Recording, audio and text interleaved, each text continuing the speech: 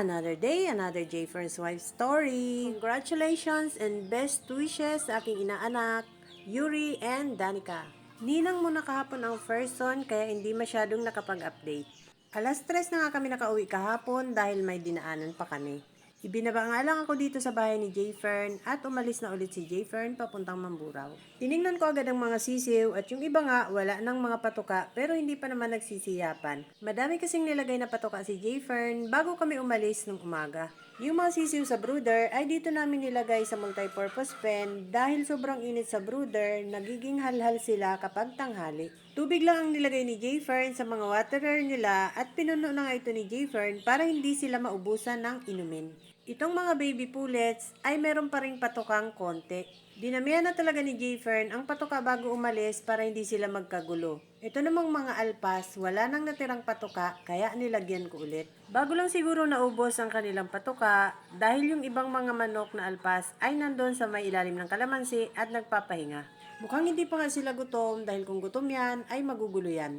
Ito namang mga nasa fly pen ay wala na talagang patuka. Twice a day lang kasi namin ito pinapatuka. Yung 5K sweater broodhen namin ay may itlog na pala. Gutom na nga rin ang mga broodhen at pullets na nandito sa fly pen. Maya-maya ay patutukain ko na rin sila. Sa mga inahin na nandito sa fly pen, yung 5K sweater lang ang nangitlog. Yung ibang inahin ay walang itlog. Bumaba ang ARL broodhen namin mukhang nagutom.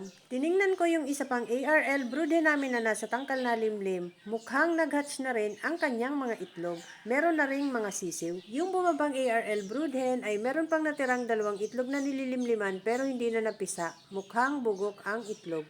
Ito namang isang broodhen ay tinanggal ko na ang mga shell ng itlog para hindi na masikip yung pugad. 6 na itlog ang nilimliman niya pero yung 4 ay napisak na. Yung 2 ay hindi namin alam kung mapipisak pa. Mukhang malalakas na rin yung mga napisang sisiw at ayan pasilip-silip na nga siya at mukhang tuyo na rin. 3 days ago ay inilabas na namin yung mga sisiw ng Golden Boy Gilmore broodhen namin. Maaga nga itong napisa dahil nilimliman na yan ng inahin bago namin nilipat sa incubator. At nung isang gabi nga, yung mga ibang sisiw na napisa sa incubator ay inilabas na rin ni J Fern. Meron pang basang sisiw at hindi pa nagka-crack na itlog kaya ibinalik ulit sa incubator. Kaya kagabi pagdating ni J Fern ay inilabas na rin niya yung mga napisa ng itlog sa incubator. Minarkingan ko na nga agad ang mga sisiw at isinama ko na sila doon sa mga bagong pisang sisiw na nasa karton. Sa mga sinalang namin sa incubator, 2 itlog lang ang hindi napisa. Mga itlog yan ng inahin na binabhan ng aming bulik. Yung itlog naman ng 5K sweater namin, napisa nga lahat pero yung iba may kulay orange sa puwet. 3 sisiw ang ganon kaya kinala namin dahil hindi rin mabubuhay. Kaya bali 16 pieces na lang na sisiw ang natira.